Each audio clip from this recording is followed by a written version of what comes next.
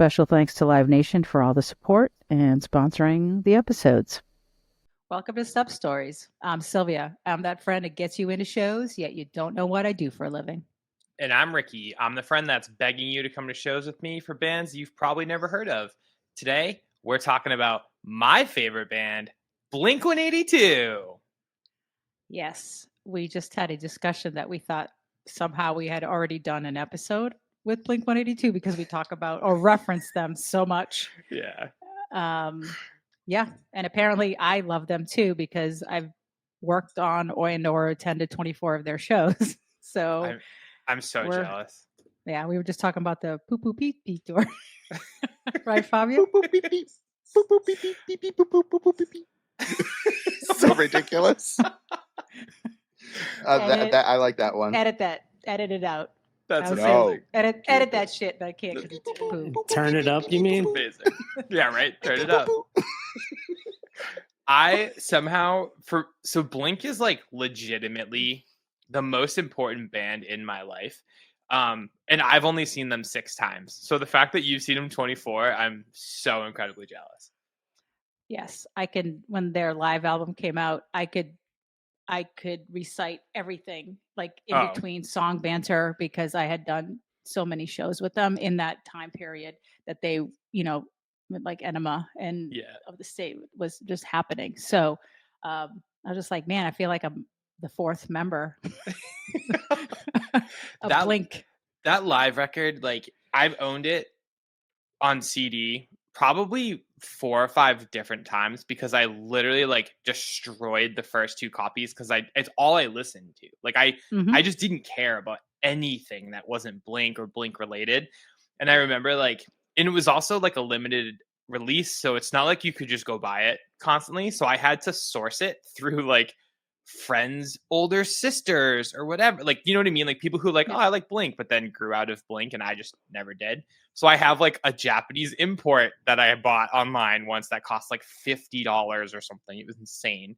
But that anytime I listen to Blink, which is constantly, I recite that live record, like the banter in between, even on like regular records. And like when they played Fenway last week, I went with 2 of my friends who are also like diehard Blink fans. And there's like certain part, like they played Carousel, which I don't think I've ever seen them play live. It's like they were saying it's the first song they wrote as a band, but it's a super, super, super old Blink song.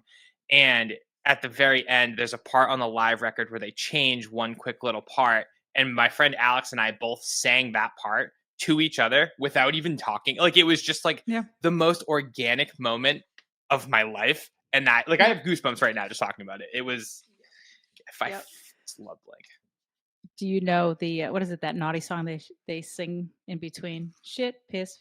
Oh, I know it very well. I have a shirt with all the lyrics of that on the back that I could never wear anywhere. But I have it. It's like one of the few band shirts I still have that I can't wait to pass down to my daughter, who also can't wear it anywhere. Well, I've seen a version online where it was a father and daughter, or father and son, and they had gone to the Blink-182 show. He had the X-rated version, and the kid had the rated G version, and it was great. I was like, wow, you're parenting correctly like that. I need to see if that's on like Etsy or something because I need it. Yeah. I think that's guys, we figured out what the we're gonna get for the welcome the new baby. Baby gift, got it. Baby gift, got it. We're talking like you're not even here. That's totally fine. Mentally, I might not be. No, I'm just kidding. I'm here. Well, you have to be. This is your band, man. It's your moment. I know. If I'm ever going to be anywhere, it's a Blink-182 conversation. It's totally fine. Exactly. So when was the first time you saw them live? So it's embarrassing to admit it, but it was on their first reunion tour, like 2011 or something. Because they broke. So the thing with Blink was by the time I could go to shows, they were 2009. It was 2009. Okay, I knew it was like in that mid 2000 part, but I couldn't go when I was younger because they were playing places that I couldn't easily get to, not living in at the time I didn't live in Worcester, so that was kind of rough. And then by the time I could make it to go see them places, they broke up. Yep. So that kind of sucked. I've seen all of their side projects and met them through those side projects, but I've never, at the time, I never got to see Blink. So in my mind, the closest I'd ever get is like the Transplants and Plus 44, Angels and Airwaves. Then when they announced that reunion tour, it became my life's mission where I was like, I don't care if it costs $7 million. I'm going. It doesn't matter. And I went to both Mansfield and Hartford because they played Mansfield in like mid-July or end of July or something. And then they played Hartford in August. So there was like a 2 or 3 week window in between. So I went with like, at the time, my best friend and like his girlfriend. We had really great seats. It was the coolest moment. Like, I'll never forget them opening that show. And like, I just never thought I'd get to see that. And it was amazing. And then when they came back for Hartford, we just sat up in the lawn because it was at the Xfinity. And I went with like a bunch of like random friends. And I was super excited, but it was raining. It was cold. And unfortunately, DJ AM had passed away the night before. So Blink still played, but it was like unbelievably somber. There was very little banter in between songs. They did address it. They were literally all crying. The lights weren't even on Travis. Like, he didn't do a drum solo. They played Adam's song, but it was actually the last time they played Adam's song until until the Enema of the State tour back in like 2019, I think. It was like just one of those moments that like, you don't ever want to be at, but when you're there, you're like, holy crap, like these are real people. And like, I don't know, even though the show wasn't great, there was a reason why it wasn't great. It was crazy. I don't know. It was weird. So yeah, 2009, unfortunately. It should have been 1999, but I was like, 11, so. Oh God, you have to keep throwing that at me that you're young. I'm young. You're old. I didn't say anybody was old. I just said that I was young in 1999. Baby. What was that? Who was that? Was that your wife? No. What was that? I got a young man. Hey, I was on mute, so I don't know where that came from. Where did that come from? It's from one of you's. I don't even know what's happening right now. I think I may have stepped on something that says that. That is something under my desk. I think it's. Why do you have things that talk? No. It was almost like a Austin Powers, like, yeah, baby, yeah. It's one of those yes buttons. Oh, that's amazing. Keep that out for the rest of the show. That was No. incredible. Okay. We haven't added that element to the podcast, but now I'm glad we did. I'm glad we did it. It's so good. The timing of that was perfect because like 2 seconds before that, I was like, yeah, DJ AM passed away. It's like a really somber show. And it really would have sucked if it was like, yeah, baby. Like at that moment. But because it was at the part where it was like, you were young in 1999, it kind of fits perfectly. Yeah, I guess. Great. What the hell, man? If it has to fit, I'm glad it fit there. Wow. Oh man, what do we? I have more buttons. You're the worst producer ever. I try. Or is he the best? Because he's the best. I was gonna say I disagree. I think we need these kind of surprises. Keep it fresh. Wow. Okay. Yeah. Glad I could help. I don't know. What are we Blink? even talking about? You were talking about the Blink, first right? time you saw Blink. Oh yeah. So I saw him on the reunion tour. It was incredible. The set list was Honda perfect. Civic after I think didn't. it's a couple of years after the other. Yeah. one. They did. So I went to the two on the reunion, and then they did that Honda Civic with My Chemical Romance. I really wanted to go. I think we were away. Something else was happening. Otherwise, I would have absolutely been there. Because I love My Chemical Romance. And then they did after that tour, they did like a spring, like a B market kind of tour. And I saw them at Mohegan Sun with Taking Back Sunday and 4 Year Strong. And that show is super interesting because both 4 Year Strong had just kind of released like a record that didn't do very well for them, and they like let a member go, and they were kind of in a weird space as a band, and that vibe was not great for a band that's always good live. Taking Back Sunday was absolutely incredible. I've seen them a bunch, and like they're always like a hit or miss for me in terms of how the show goes. This was unbelievably great. And Blink were Tom was like about to leave Blink again. So the vibe in Blink was kind of weird. So it was like a real weird, like sadness Oreo kind of show where it was like sad, not Oreo. Great performance at the beginning, incredible performance in the middle, not the best performance at the end. And then Tom left like literally a couple, I think maybe like weeks after that show. And I saw them once with Skiba, which was the Enema of the State tour, which was awesome because Lil Wayne played. So it was like, it was great because I had started dating Naomi and she loves Lil Wayne and I love Blink-182. So when this tour got announced, I was like, I think I literally ran into the room she was in and I was like, you're not going to believe what's happening. And she was like, oh, what? It's probably something I don't care about. And I'm like, no, Lil Wayne's tour with Blink-182. And she was like, wait, what? So we got pit tickets. It was the best. It was so much fun. I like Lil Wayne, I guess. Like I like enough songs to have a good time. But he was actually really great live. Like such a great production, great show. We were super close. And then Blink played Enema, which is like literally the album that changed my life. And they were really good. Matt Skiba is awesome. So it was really cool for that. And I don't know. And then of course, like the Lil Wayne part of that tour got kind of messed up the next show. And that got kind of rocky for a while. But yeah, we got I've been like really lucky every time I've seen Blink. Yeah. But Blink, like they do like to tour with artists that you don't think should be paired with them because it's the whole Warped Tour mentality, right? Because when they did that Dollar Bill tour, which was that promotion for their album where they did underplays at the clubs, that was like in 2003.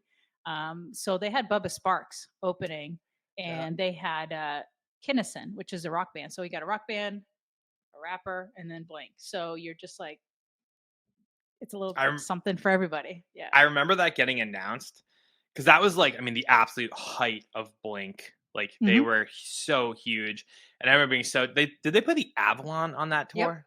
Yep. Yeah, Avalon for $1. That's why it's called the Dollar Bill tour. Yep. I think I had the post, like the flyer for it somewhere. Like, I wish I still had that. I don't. But I did see. I only made it to the Avalon 3 times. The third time I went was to see Mark Hoppus and Travis in Plus 44, and then I didn't get to go back to the Avalon, and it was gone. That tour, made it into the HOB. Yeah, combined all those clubs. But for me, the first time I saw Blink was on the Warped Tour, and it was Scott Rayner, the original drummer, and that was in 1996, and that was Northampton Airport. It wasn't even in the fairgrounds; it was the airport. So, yeah, that was 28 years ago. That's insane. That's insane to me. And I didn't even really know who they were. They were playing like these, their earlier songs that I was just like, what is that? What are they doing? Like I think one of them's like M&M's and was it My Breath Smell or something like that? What are their earliest? That era would have been like the Cheshire Cat record and maybe like the very beginning of the Dude Ranch era. Yeah. It was a Touchdown Boy, Does My Breath Smell, Toast and Bananas they closed with. Okay. So it was before Dude Ranch came out. Yep. Look at Fabio, who's like, what? Does my breath smell? Poo poo pee pee? I don't know what's going on. Like, this is the type Toast of and Bananas. Isn't that like signs of like a stroke or something? Oh, maybe. What? Yeah. Don't I just call it if you smell you toast. Smell toast. The bananas isn't part of it. Yeah. Okay. I had a banana for breakfast. Wow. But that's this is really going downhill. Yeah. I had a banana for breakfast. Yeah, baby. Yeah. Shit.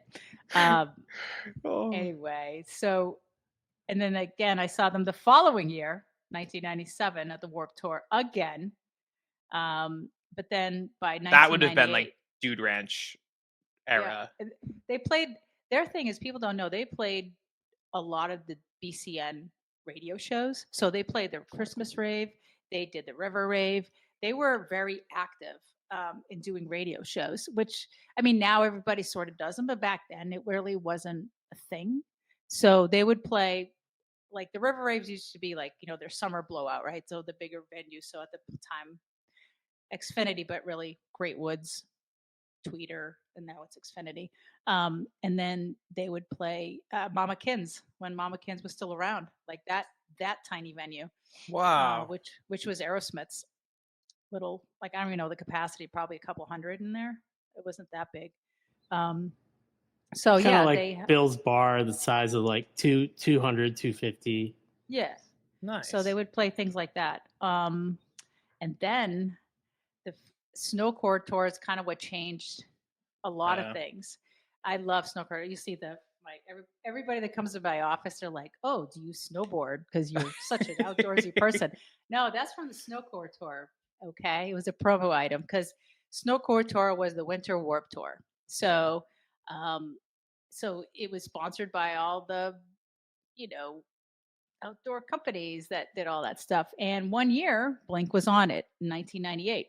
Also on that bill was the Aquabats. So Aquabats had a drummer named Travis Barker, and Blink still had Scott, but Scott wanted to go to college. He always said what was his famous line was, "I don't want to be in my 30s playing in a pop punk band because that would be weird or sad or something like that."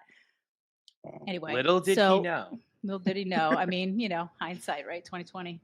But he's done a lot of good things because I think he had, it ended up drinking and just, you go down that slope. And I think since then he's helped a lot of people. He started, I think, like a foundation or things like that. So, all good things to him. But that's when something happened on that, I think right after the Snow Core Tour, and then he couldn't play a gig. And then Travis learned the set within like 45 minutes. Yeah. And it was a perfect set. Like, you learned all the parts. Like, that's crazy. That's how talented Travis is.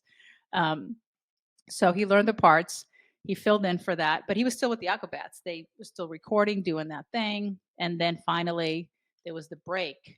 And then Travis came in, they recorded Enema of the State. And that's pop punk history. I'll never forget, like, I love all Blink, but like, yep. I was literally 12 years old when that record came out. So I was kind of in that window where like my band was Green Day, but like other than that, I just listened to like what my dad would listen to. So I, Van Halen and stuff like that, or whatever was on the radio. And then Blink-182 came on the radio, and I'll never forget seeing the video for What's My Age Again, and just like that little clean guitar part at the beginning. And I was like, oh, this is cool. And I was like, wait, these guys are naked. This is insane. And I have a Blink-182. I got the bunny tattoo. Like, it just completely changed my life. Yep. I have the original bunny from their first merch stand that they had. So I have it in my car as a good luck through all my cars that I've had since 1997. That's awesome. And it's still like in mint condition. So, and he has his little carrot. And I have a Blink-182 jacket too from that area. People are like, oh, that you just bought that? No. That's so sick. I'm like, no, baby, that's vintage. Yeah. What's that sound effect? Yeah, baby. Yeah, baby. It's vintage. I don't have that sound effect.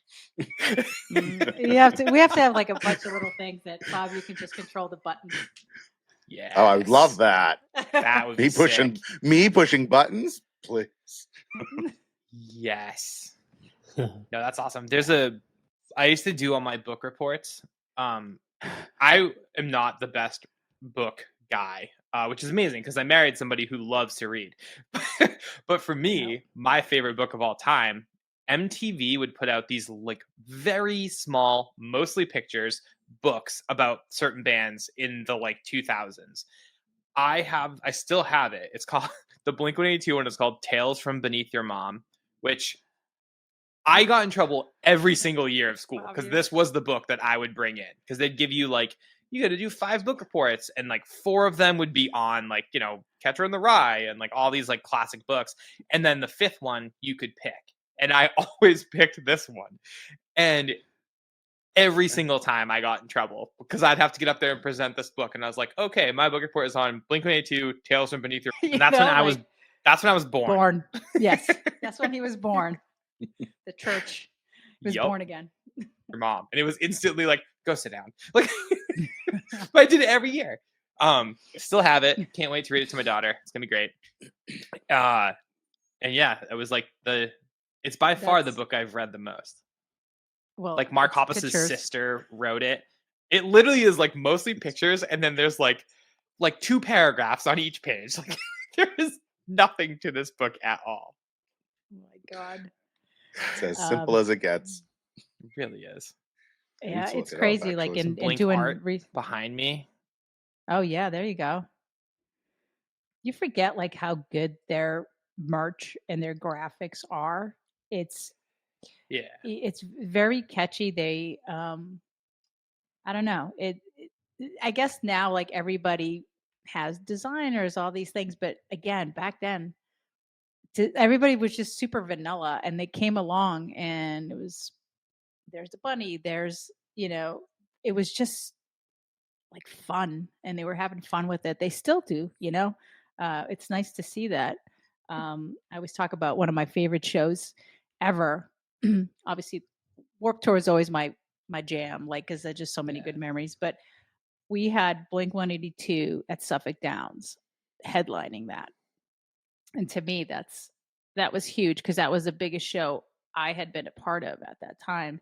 And and it was July of 2001. That's when we did a lot of shows at Suffolk Downs, which is a racetrack in Boston. And it was such a great show. Like they had grown so much as a band. And from then on, then that's when Clear Channel, now Live Nation, was paying attention because they were busy with the, legacy acts, those big, that's where the money was. And that era, all of a sudden it was pop punk. That's you'd go to Strawberries or, TWEC or Bull Moose. That's what you saw on, the CDs or whatever on the aisles and stuff. That was all like the bands that we were working with. And then, the bigger companies start paying attention.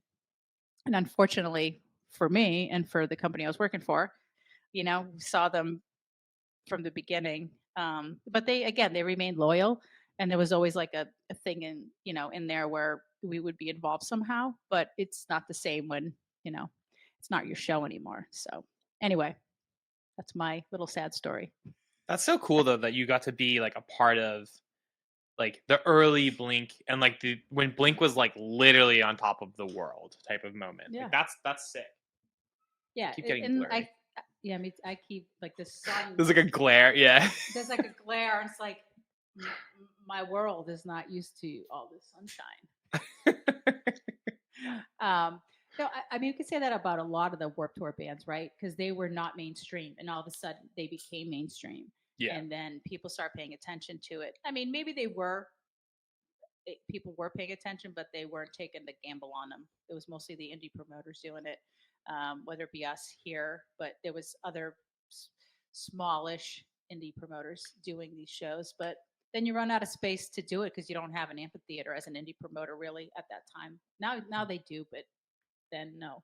But I'm kind of glad things happened the way they did, because then I met a lot more people to then work with other bands and other things. So things happen the way they're supposed to, I guess.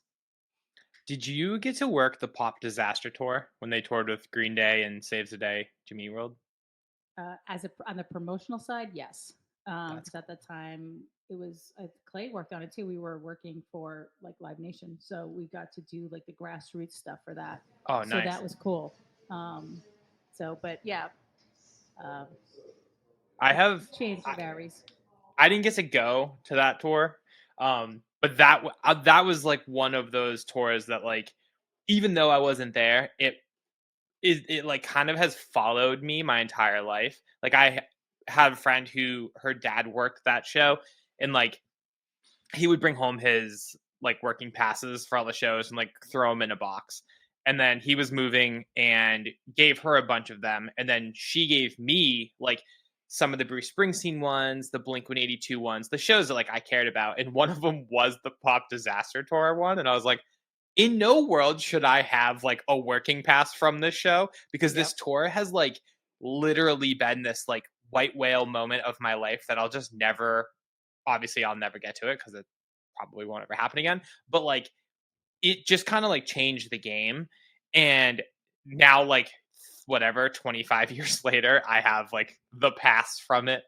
And yeah, I went on to like love all of those bands so much, but that's the one. I heard there were rumors of that trying to happen again a couple years ago when when Tom wasn't in Blink. Blink was trying to figure out a way to like make it happen, because Green Day for a while has been a much bigger band. And now it's kind of like they're almost on the same, I mean, they're definitely on the same level now, which is cool, but would have been cool. And there's one tour that Fabio would have loved for Blink-182. That's when Clear Channel, not Live Nation, then started saying, okay, we'll give you more money and you can't compete with that. Yeah. So, but it's good because I have friends there now too. But at that time I was like, oh man, that's a bummer. You know, that's our band. Do tell. There was a headlining tour or a co-headlining tour. You remember that, Ricky? I do. This is another one that I really wish I went to because I still haven't seen that other band. And this was on Laguna Beach. This is in June of 2004. Blink-182 co-headlined with No Doubt. Wow. Yeah. That was would a have great been tour. Oh, That was the last tour before they broke up, I think. The first time. Yeah. Well, I have a question. Yes, I don't know much about Blink-182, but they seem to have like broken up quite a bit. Yes. Why? Like, a lot of like breakups and come back together, breakups and I can't commit, but I want you.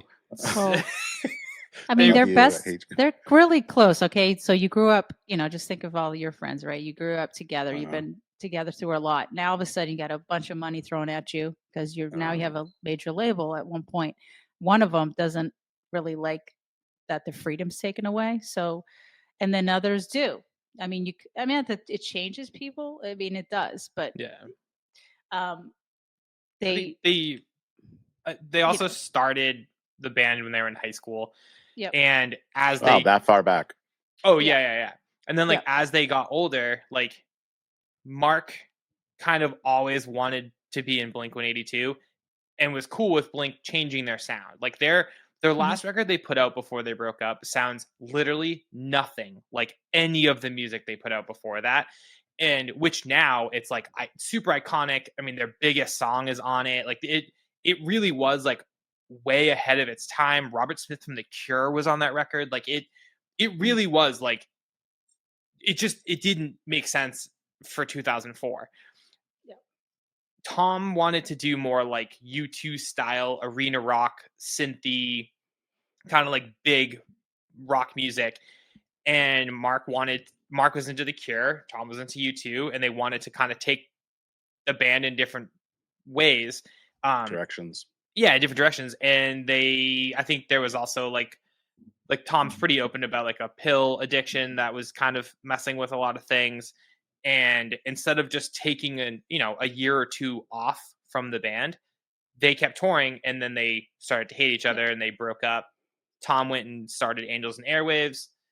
There was also weird bad blood about like there's a Boxcar Racer record, which was like Tom and Travis had like a really quick side project that could have been a Blink-182 record if they had better communication.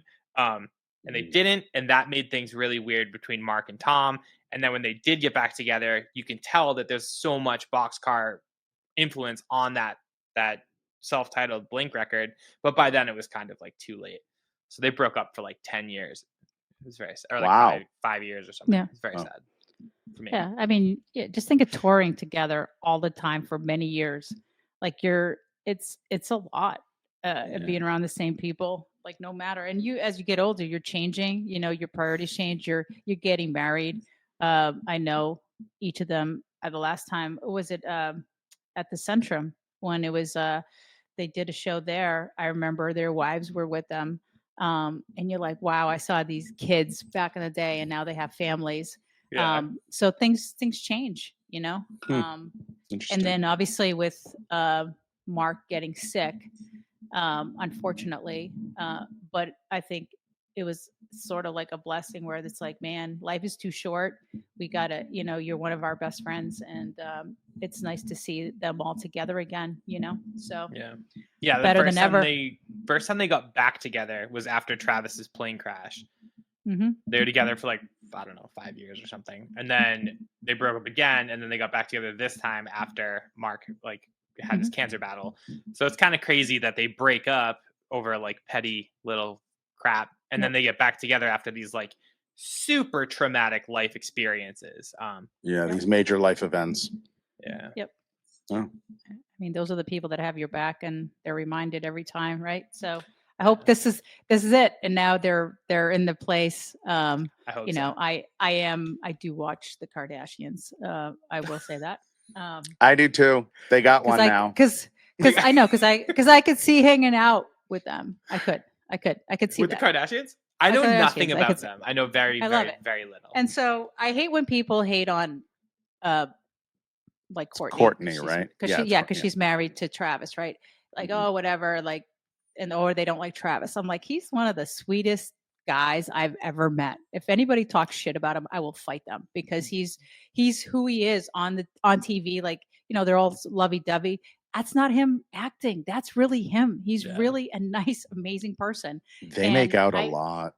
Yeah. So I can't see him being with somebody that, well, his exes seem pretty weird. Yeah. This is like what his third marriage, I think. I think so, yeah. Because he has like his kids, his two his two kids that are now like starting to have careers of their own, are with what I forget her name, the one that they had to meet the Barkers with. Yeah, she's from Rhode Island. She's like a former Miss Rhode Island, isn't she? Oh, that's cool. Yeah, she's a New Englander, and then he was married to somebody also, like I think for like 9 months, like when he was really young too. So he technically married Paris Hilton in Vegas, but they were only married. Yeah, they only got married Paris. for like a week or something. That's funny. It was not weird. funny, haha, but weird. Yeah. But I think all of them right now are in a good place, and I like this version of them. Right? I think they've been through a lot. And, you know, like I said, I watch the Kardashians and I love seeing Travis on there and like the life he has. And I'm like, man, he's happy. He looks really happy and he's making it work. Like, I love that Courtney helped him with the issue of getting on a plane. He hadn't gotten on a plane. So he was afraid. I don't blame him.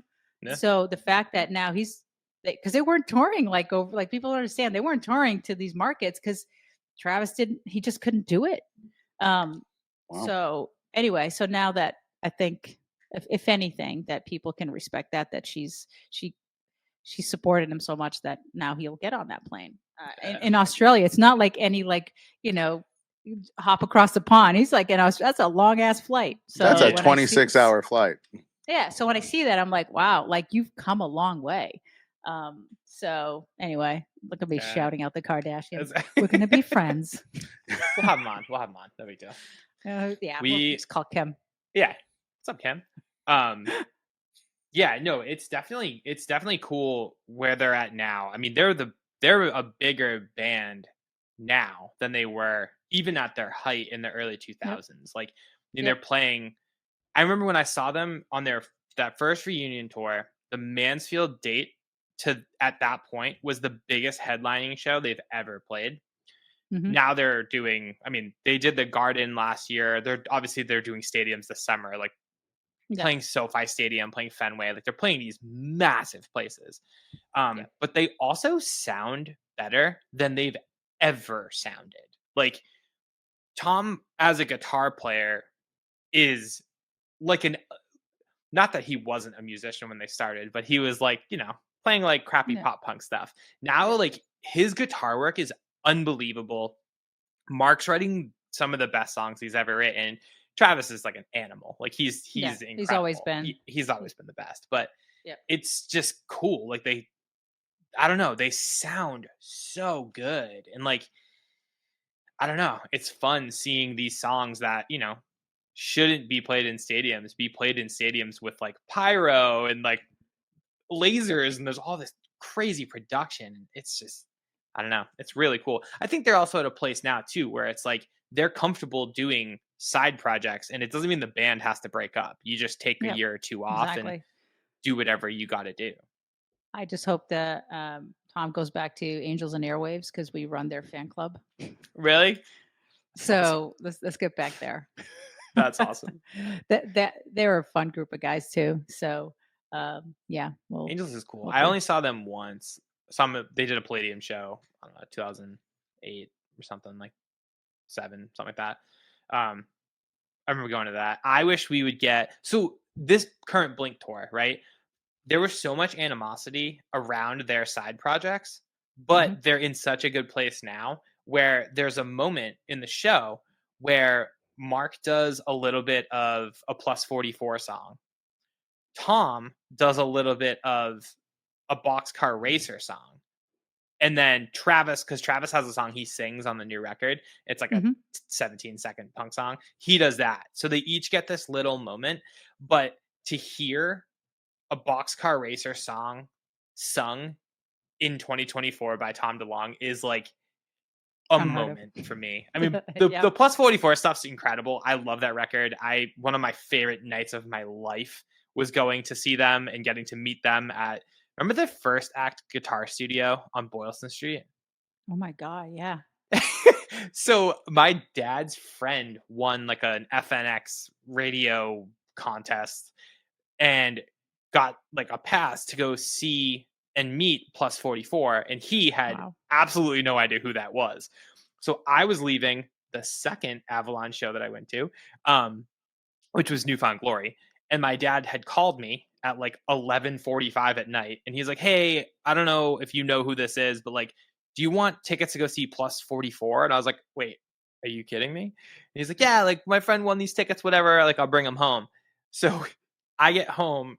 And my dad worked nights at the time, so the next morning he gets home, and there's like a pass thing to go, like a working pass to go see Plus 44, which I still have. So I brought my friend who just got home from the Marines, literally like 2 days before he got home from boot camp, and so this was 2006. So we went to this thing, had no clue what to expect. There were like 25 winners, so there were like 50 people in the room. Wow. Plus 44 came out, played like 5 songs acoustic. Travis had a broken arm, so he just like held it up with like a cast and just like would play like a snare drum and like a little pedal. And then we got to meet the band. Travis literally gave us tickets to the show at the Avalon that night from his backpack, and then played that entire set with a broken arm. It was the coolest moment ever. It's the best. Yep. Wow. I did not know that story. Yeah.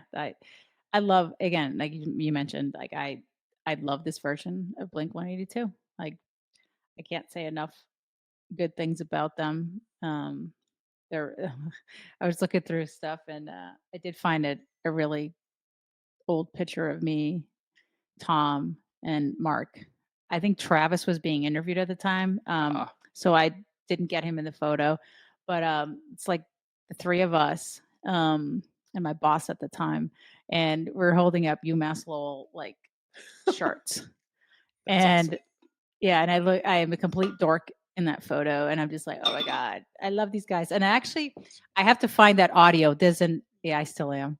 I'm trying to find the audio because I had them do like station IDs type things. Oh, cool.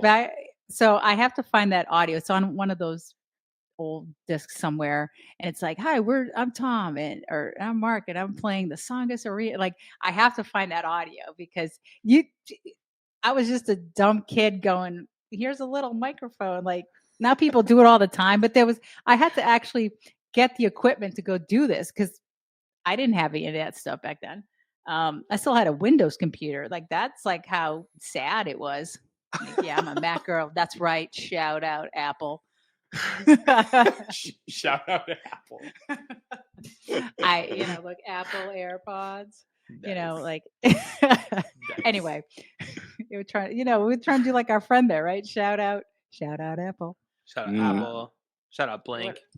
Yep, all the shout outs. But yeah, it's I have to find that. Maybe we can add it to this. But yeah, I'll definitely get the picture so we could laugh at my hairdo, the glasses, just my general existence was pretty laughable. So it would be good. I'm familiar with this photo, and it is excellent. Have you seen it? Yes, I have. Okay. I know. Yeah. It's when you had that like red orange era Oh, for hair. yeah. I thought I was Jerry Halliwell from the Spice Girls. And so like I would like do the little this was like orange. Yeah, it was a whole thing. That's did not work. Fantastic. Didn't work for me. Which Insert spice is photo that? here. Ginger spice. Ginger spice. Oh, okay. Sorry. Wait a minute. You don't know the nicknames to the real names, Clay?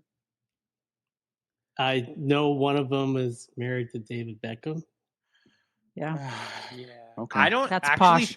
posh. I know Jerry Halliwell. I don't actually think I know any of the rest of their names. I know they're like spice names. I don't think I know their like. I know their spice names. Spice names. Well, because so the Nutmeg, whole thing, coriander. like when I was oh, fuck off. crushed red pepper. Scary spice. I have a Spice Girls shirt that I'm wore. Leaving this podcast. I wear it all the time, and every single time I wear it, everybody at work's like, "You are the only person I know with a Spice Girls shirt," and it makes no sense, but I kind of love it. I'm like, "Yo, I love the Spice Girls when I was younger. I just don't think I know their real names." Emma is Emma a Spice Girl? Yeah, Emma Bunton. Bunton. Yeah. Which one was she? Emma Bunton. She was the blonde Baby. one. Baby Spice. Baby Spice. Yeah. The way I knew I was getting older was Baby Spice was always my crush when I was younger, and then as I got older, I was like, "Oh no, it's Ginger." Like I don't know why, but that's how I knew. I was like, "Oh, I get it." Is it like Menudo? That's why we have Ice Spice. Have they joined?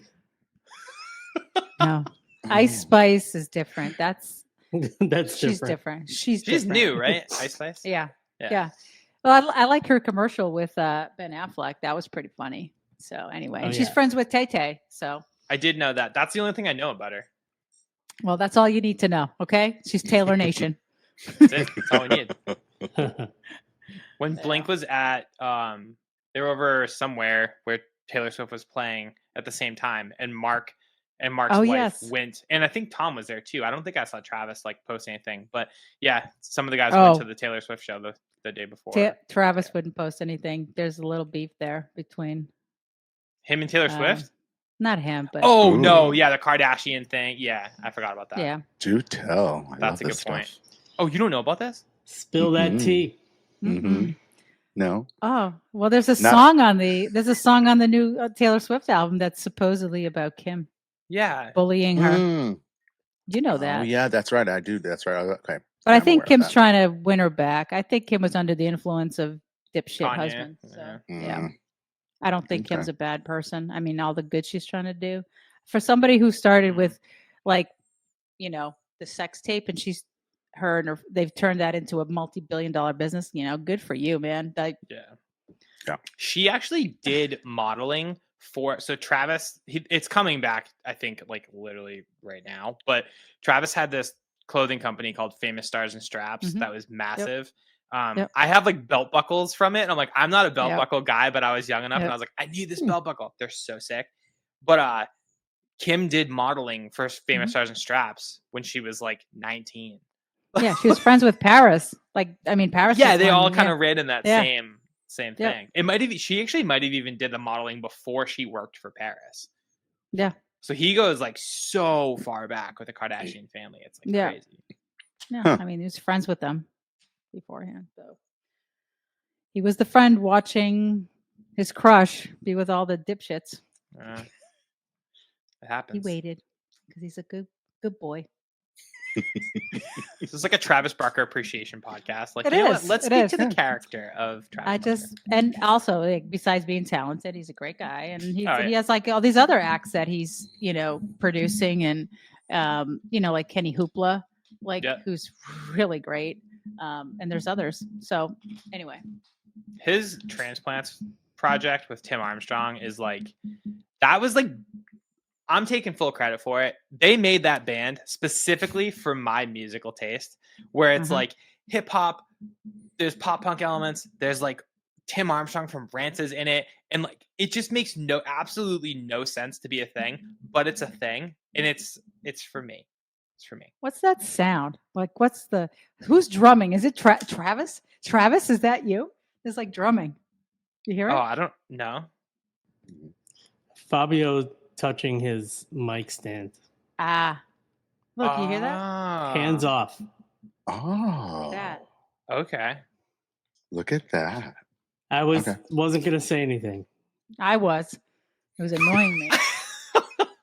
because I could edit it out, but that's what that was. You gonna edit out Fabio? Hey, No, there it is again. I don't think it's that. It's something. I'm not doing anything. I don't No, know. there's Okay. nothing there. All right, everybody's hands up. I'm hitting buttons on this really old cell phone that I found. Wow. Is that Like, a Nokia? It's a Kyocera. Oh, that's even worse. Kyocera. It has like a really weird Red Sox sticker that I clearly just cut out and like hot glued to the back of it. It's not like a real sticker. I don't know. I was cleaning out a bunch of stuff last week and I haven't finished putting any of it anywhere. I guess so. And this was on the desk and I was like, I need something to do with my hands because I dropped my like squeezy ball thing. So I'm just hitting buttons on a phone that's 20 something years old. So that's your fidget toy for the day. Yeah, but yeah, it has an antenna. Oh, damn. Which is insane. Like, I it's love the amazing. sound. Yeah, right. Oh, it didn't do it this time, but whatever. Break it. Either way. Good podcasting, guys. Good podcasting. It's great. People are like, I love Blink. And then we're like, guys, I have this really old phone. Just call it. That's Isn't there a the phone that Sylvia used to book the show. Yeah. Yeah. It was attached to the fax machine. Yeah. Oh my god. Oh, how dare you! But you know what? You know what, bitches? I got to see all the cool bands That's before true. any of you. That is I'm gonna true. get that shirt. So my birthday, well, that's in March, but Christmas is coming. That's the shirt I want. I got to see all the cool bands. Got to see all the cool bands? Hell yeah. Yeah, and we'll get you all the swear shirts for your child. Nice. Nice. I went to this has nothing to do with Blink, but I saw Billy Strings twice at the DCU Center this week. And it was very cool going to I haven't been to a show at the DCU Center in a very long time. So it was really nice to be in there because I was like, oh, I saw Green Day and I was sitting over there and I saw Paramore and I was sitting over there. Like, Yeah. I was by myself. So Yeah. I was just saying this to myself. Like, Oh, is this one I've of your seen- alone shows? Like going by Yeah. yourself? With the pretzel? oh, yeah, the first night. Oh, Fabio, Thank you for that. Thank when you. I tell you don't get a pretzel from this cart there, I mean it. It was soft and hot and that was great. No salt, not a whole lot of like no oomph butter, to it. a light slabbering of butter. Not with enough. Just a little bit of nothing. No, it was like it was just so sad. Like it really like I was like I have to post this because like I got to do the pretzel, but at the same time I was like I don't want to like ruin the reputation of the DCU Center through this pretzel, but it's just not that good. I was very sad. Yeah, the pretzels need a better what's the word? They need to come back. They did. Need- I Well- totally agree. I mean, you can tell by looking at it if it's going to be good or not. And I can tell you right now, venue pretzels aren't good. No, they're not. They're not. I'm going. But where else are you gonna get a pretzel? But if Auntie, not at a was venue, it Auntie Annie's or whatever? at Yeah. the mall? Their social At the media is mall. very good. Listen, can we talk about music for a second? Yeah. Oh, The yeah. Billy Strings. I've seen Billy Strings when they opened Roadrunner, Yeah. and I saw him one other time before that.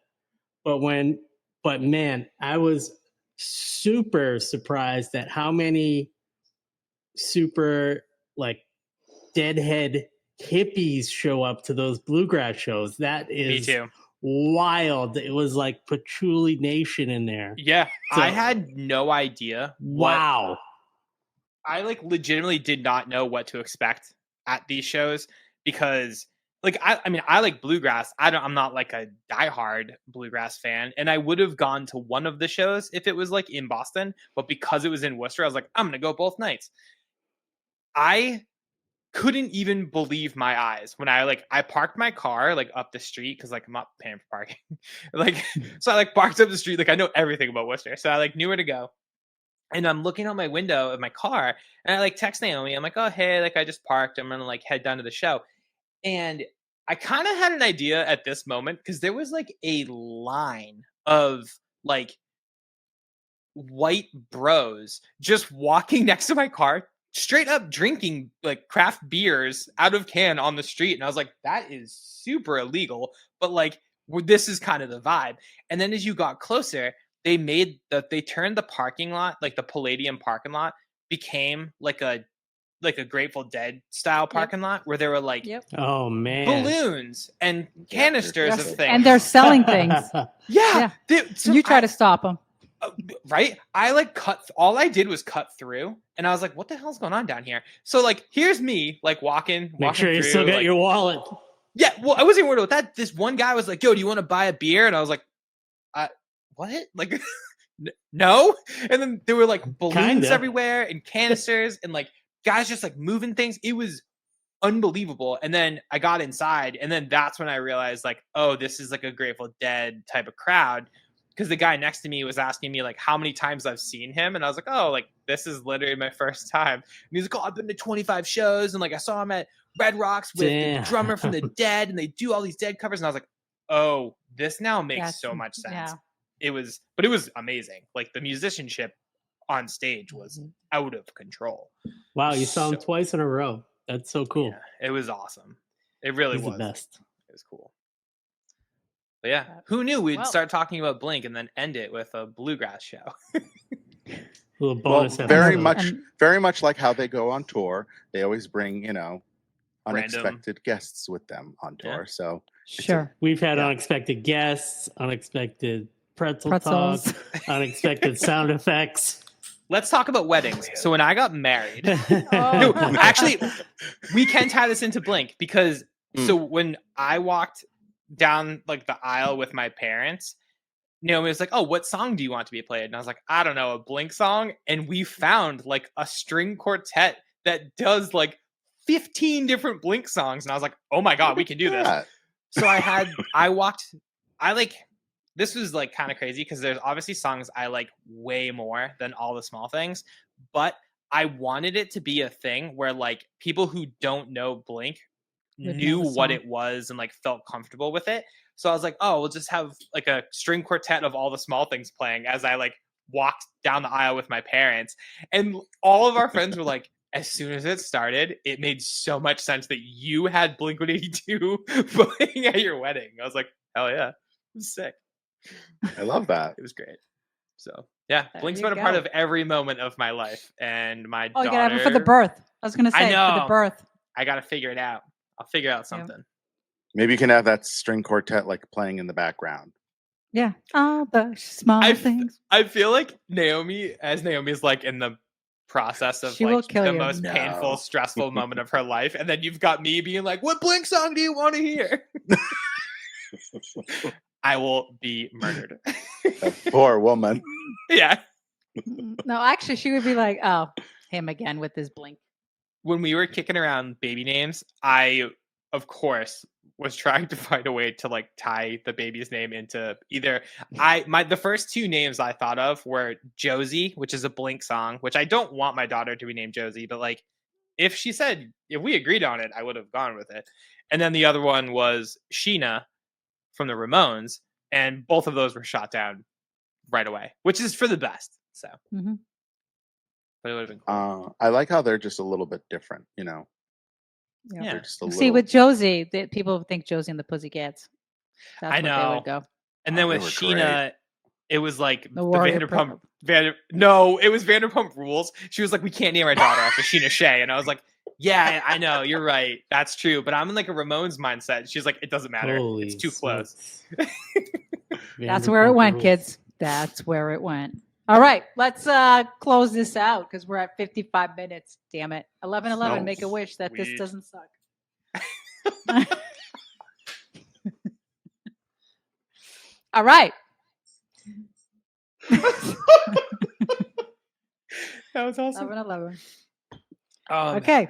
cool. If you have a Stub Story idea that you want to share with us or even comment on an episode, email us at info@stubstories.net and be sure to follow us at all the channels, right? All the channels, send it over. Instagram, like, subscribe on YouTube, watch the videos, listen to the episodes. Yep. I'd say Good. email us so we can do dramatic readings because that's going Yeah. to be a thing. That's the Mhm. move. Thanks. That's All the right. move. I guess that's it. This is our Blink-182 episode, probably one of like 1,000 that we'll do. But this is kind of like we're practicing for a better episode. Yeah, we're practicing for It's when we almost like- have Blink on. But Yes. it's almost like every episode was a practice for a Blink-182 episode because it come up like every single episode in the first season. And I think, because then the next step. I edited in so many Blink-182 clips, like almost every episode. I bet I'll go through because I have to go through and do some new clips, but we'll see if they are mentioned in all of them. We also did touch on somebody dying when we talked about DJ AM, so we got that check mark. Yes, off. the we death did. is there. Only thing we haven't talked about that we normally talk about is Madonna, and we now need Madonna and Blink to do something together to really bring the universe, make it whole. Mm. I think I've heard pop punk versions of Madonna songs. Oh, definitely. So yeah. So you did it. And I have a feeling that one of those times, I think it might have been Blink that did it on stage at one point, which was fun, like a fun takeoff on it where you're like, wait a minute, look at me making up stories. Yes. So I said it, so it must be true because that's the internet, right? And Facebook. If I said Fake news. Fake news. It's real. Madonna's in Blink-182. Who knew? Who knew? I found the other Thank- buttons. Yay. Save that's it how for it next ended. time. That's it. All right, everybody. That's it. I don't have any more. If it sucks, sorry. We did try a little. Thanks. Kind of. Bye. Bye. Sweet. That was good.